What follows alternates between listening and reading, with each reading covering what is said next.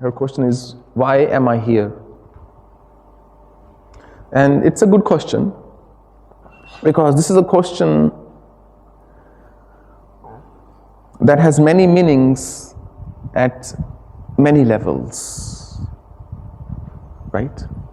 ये एक ऐसा प्रश्न है जो कई स्तरों पर जिसके कुछ ना कुछ मायने हैं कि मैं यहां पर क्यों हूं, why am I here, और why am I here कि मैं इस पृथ्वी पर ही क्यों हूं, और why am I even here, मैं हूं ही क्यों, why am I even I, why do I even exist कि मैं हूं ही क्यों. The truth is, you are here,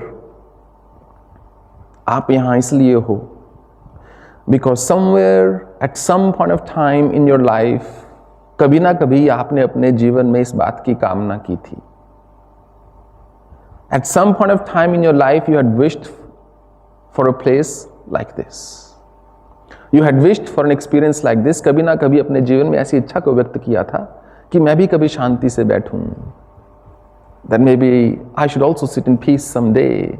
It may be that you didn't think about satsang. It may be that you didn't think about listening to discourse. But somewhere you wanted a moment of peace, true peace, true bliss. कहीं ना कहीं आपने अपने जीवन में ऐसी कामना की थी. And then maybe you forgot about it. हो सकता है करने के बाद आप भूल गए हो. And that's the thing. आप भूल सकते हो, प्रकृति कभी नहीं भूलती. You can forget, but nature never forgets. So जिस कामना का बीज आपने प्रकृति में बो दिया, the seed of desire you sowed in the modus operandi of this nature, it will one day sprout. कभी ना कभी वो अवश्य फलित होगा. कभी ना कभी it will definitely sprout. Some point in time you must have felt so lost in your life, so in the dark. कभी ना कभी आपने अपने जीवन में अपने आप को इतना खोया हुआ महसूस किया होगा, इतने अंधकार में महसूस किया होगा, इतना अकेला महसूस किया होगा, so lonely that for once you wanted to experience that pure bliss, that divinity. कहीं ना कहीं आप उस चीज का अनुभव लेना चाहते थे, आपके हृदय में उस बात की कामना थी, परंतु इच्छा इतनी शुद्ध नहीं थी, ना ही इतनी प्रबल थी कि उसी समय प्राप्त हो जाता ये आपको. Your desire was neither so pure nor were you at that time that it could fulfill right at that point in time. So nature prepared you. प्रकृति ने आपको तैयार किया. I once read a beautiful line. एक बार एक कविता में मैंने एक बहुत सुंदर पंक्ति पढ़ी. रात्रि को ही भोर आलिंगन मिला. Only night gets to embrace the day, the dawn. So when it's a dark night of the soul, जब जीवन की रात्रि आती है, तो ये एक बहुत अच्छी बात है, क्योंकि उसके बाद अब दिन ही आएगा. सब समय रात्रि नहीं रह सकती. It's a beautiful thing because a day awaits ahead. And that's something to look forward to. And that's something to look up to. जो भी आपके जीवन में प्राप्त होता है, जो भी आप जीवन में जिस भी उससे गुजरते हो, कहीं ना कहीं आपने उसकी कामना की थी. Whatever you experience, somewhere you wished for it. Not necessarily experience, I take my words back. Whatever you have, somewhere you wished for it.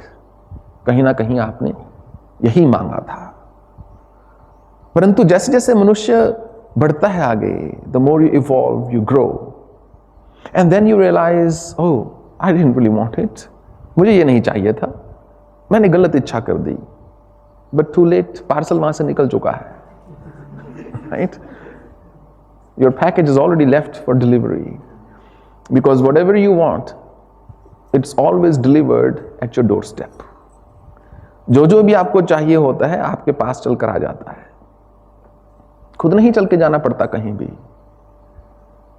जिस पथ पर आपको चलना होता है, कहीं ना कहीं उसके संकेत आपके जीवन में आना शुरू हो जाते हैं. The signs start to manifest and you're automatically drawn to that path.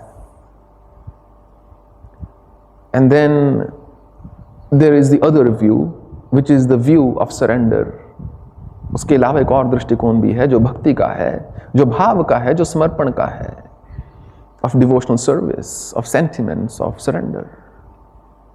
As part of that view, उसके अंतर्गत बोलते हैं, श्री निम्बार्क दीन बंधु सुनो पुकार मेरी, पतितन में पतित नाथ शरण आयो तेरी. That I knocked on the door of God. मैंने ईश्वर के दरवाजे पर दस्तक दी और भगवान ने पूछा कौन आया है. And God said, who's there? And I said, हे प्रभु, जो पतित हैं, जो गिरे हुए हैं, पतितन में पतित नाथ, जो गिरे हुओं में से सबसे गिरा हुआ है, वो आज आपके द्वार पर आया है. Of all the fallen people, the one who's most fallen is knocking on your door, and that is my sole hope. मेरी एकमात्र वही आशा है, क्योंकि आप पतित पावन हैं, because you purify the fallen ones, and I am the most fallen one. यदि कोई ऐसी सूची है, if there is such a list of people, fallen ones, पतित मनुष्यों की कोई सूची है, तो उसमें सबसे ऊपर मेरा नाम लिखा होगा. वही एक मात्र मेरी मेरिट है, एकमात्र मेरी गुणवत्ता, मेरी क्वालिटी, मेरी qualification. That is it, that I am the most fallen one, Lord. So therefore I am not here because of my merit. I have none. मैं यहां पर अपनी सक्षमता के आधार पर नहीं हूं, क्योंकि मुझ में है ही कुछ नहीं. थोथा चना बाजेगा ना. I'm just an empty vessel that has learned to make much noise, because that is my basic nature. That is the only thing I know how to make noise, how to create noise. शोर डालना ही मुझे आता है बस. मैं यहां पर हूं क्योंकि आपकी कृपा हुई है. It's your grace alone that you've called me here. आपकी कृपा से ही मैं यहाँ पर हूँ. मेरे किसी ना किसी कर्म पर, मेरे किसी ना किसी भाव पर, मेरे किसी ना किसी शब्द पर आपको अवश्य तरस आ गया होगा. You must have had mercy on me and you pulled me towards you. How can a piece of iron pull a magnet? एक लोहे का टुकड़ा एक चुंबक को कैसे खींच सकता है? पास जा सकता है, सोचकर शायद मैंने चुंबक को खींचा है. But it's always the magnet that pulls the iron. ये हमेशा चुंबक ही होती है, नारायण, चुंबक ही होती है जो लोहे को खींचती है. हाँ, ये हो सकता है चुंबक इतनी दयालु हो. It is possible that the magnet has so much mercy. If the piece of iron is big enough, the magnet might go towards it. अगर किसी के जीवन में इतनी घोर समस्या होती है, तो कई बार भगवान को स्वयं चलकर जाना पड़ता है. When the piece of iron is too big for the iron to move on its own, कि लोहे का टुकड़ा खुद नहीं चल के जा सकता, then magnet makes its move. फिर भगवान स्वयं चलकर जाते हैं, फिर चुंबक चल के जाती है. यदा यदा हि धर्मस्य ग्लानिर्भवति भारत. जब जब धर्म की हानि होती है, भगवान बोलते हैं मैं आता हूं. He comes. So जब जब जीवन में घोर कष्ट होता है, जब मनुष्य के दोनों हाथ उड़ जाते हैं, मेरी बस हो गई, I am done. I cannot handle any more. मुझसे और नहीं होता, don't expect me. मुझसे इस बात की आशा मत करना प्रभु कि अब मैं अपनी नैया खुद ही खींचता रहूंगा, मुझसे नहीं हो रहा. I am tired. मैं थक गया हूं. Don't expect me to row my own boats. चारों दिशाओं में, सब कालों में मुझे अब भय लगता है. I'm scared. I have not figured out the way to live in this world. इस जीवन को कैसे जीना है मुझे नहीं पता, और मुझे अब पता भी नहीं करना. I'm done with all the methods, methodologies, systems, beliefs, religions and everything else. विभिन्न प्रकार के मत विचार, मुझे अब उसमें नहीं पड़ना है. ये करो, वो करो, ध्यान लगाओ, ऐसा करो, वैसा करो, भक्त, मुझे कुछ नहीं करना है. मैं आपको ये बता रहा हूं कि मैंने दोनों हाथ ऊपर उठा दिए हैं. I have raised my hands and now it's up to you. जाहि विधि राखे राम, ताहि विधि रही. Now it's up to you. Do what you will. जो करना है करो, मुझे मत पूछो कि मेरे लिए क्या उचित है, क्या अनुचित है, मैं क्या करना चाहता हूं। मेरी चाहतों का कोई अंत नहीं है। Don't ask me, my desires have no ending and I always end up in a mess because I was so sure of my foolishness. मैं हमेशा एक कीचड़ में जाके गिरता हूं क्योंकि हमेशा मुझे लगता है दृढ़ निश्चय के साथ यही मुझे करना था। जो जितना मूर्ख होता है वो उतना दृढ़ होता है। The more foolish you are, the more confident you become. You think this my way और the highway, it's a sign of absolute foolishness. ये मूर्खता का ही एक लक्षण है, या कहा जाए मनुष्यता का एक लक्षण है। कोई अंतर नहीं है दोनों में। There is no difference between the two. So you are here because somewhere there is grace, and you are here because somewhere you wanted it to be like this. And it's when two elements come together. आप यहां पर हो क्योंकि कभी ना कभी आपने इस बात को चाहा था। आप यहां पर हो क्योंकि भगवत कृपा है। और जब ये दोनों तत्व साथ में मिलते हैं, when two elements come together, तभी ऐसा अवसर जो है मनुष्य को प्राप्त होता है। That's when such a moment arises. Every seed wants to sprout. बीज तो चाहता है मैं खिल पड़ूं, मुझ में से पौधा जो है फूट पड़े, अंकुरित हो जाऊं, परंतु कहीं ना कहीं उसको मिट्टी को आश्रय देना होगा। मिट्टी को, उस बीज को आश्रय देना होगा। Somewhere some earth, some mud will have to offer it a place. So both things are needed. दोनों चाहिए for the seed to sprout. अगर मिट्टी अनुकूल है, if earth is right for that seed, that means that place will also have some water on its own.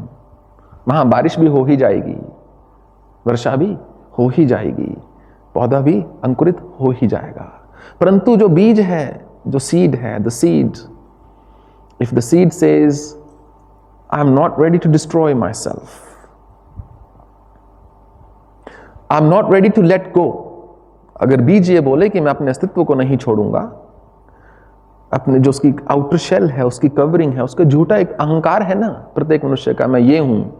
वस्त्रों के पीछे एक दूसरा वस्त्र है ना जिसमें छुपा हुआ है। Everybody has certain ego, false existence, they are so reverently, fervently protecting. अगर बीज अपनी पांख को छोड़ने को तैयार नहीं है, if the seed is not willing to give up its outer shell, it will never sprout. Only the inner part, the softer part sprouts. केवल बीच वाला जो है वही खिलता है। सो मिट्टी में जाना अलग बात है, मिट्टी से अंकुरित होकर निकलना अलग बात है। To go in soil is one thing, to come out of it sprouted is another thing altogether. So a lot of people want divine grace. भगवत कृपा चाहते हैं, मिट्टी में चले जाते हैं, they go in that soil, but they're not willing to let go of themselves. अपने आप को छोड़ते नहीं। And what happens to the seed that is in the ground but does not let go of itself? उस बीज का क्या हाल होता है जो मिट्टी में तो है परंतु अपने अस्तित्व को नहीं छोड़ता, अंकुरित नहीं होता। It never sprouts. But that's not all. केवल इतना ही नहीं, वो नष्ट हो जाता है। Nature destroys such a seed.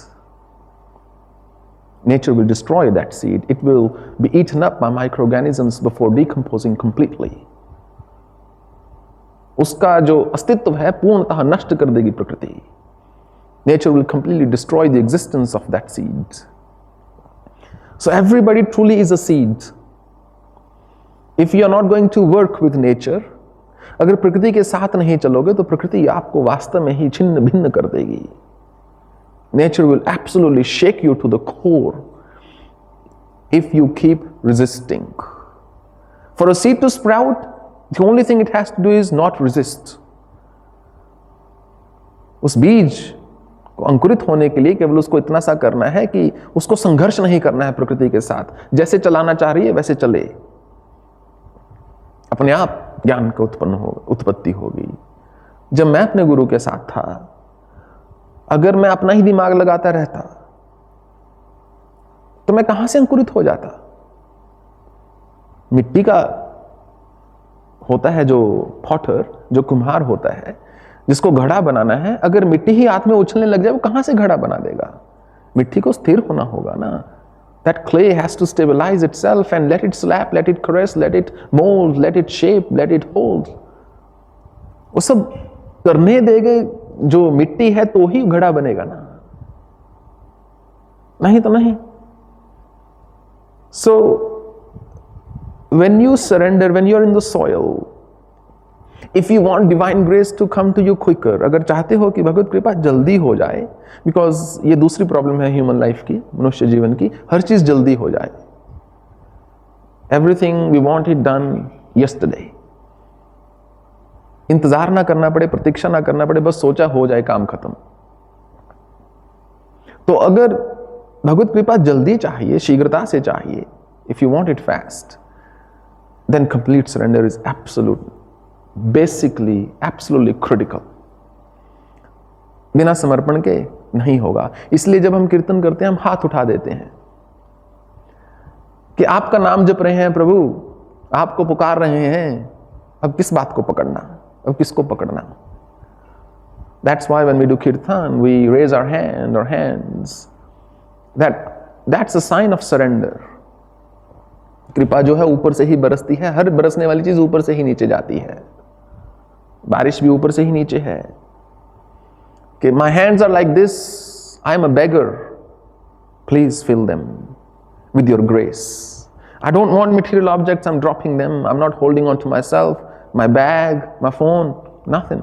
मैं किसी चीज को नहीं पकड़ रहा, केवल हाथ ऐसे कर दिए हैं, बस अपनी कृपा बरसने दो. अब सुनते हैं तेरी रहमत दिन रात बरसती है, एक बूंद जो मिल जाए मन की कली खिल जाए. That your grace is forever falling. You are bestowing your grace on everybody, day and night.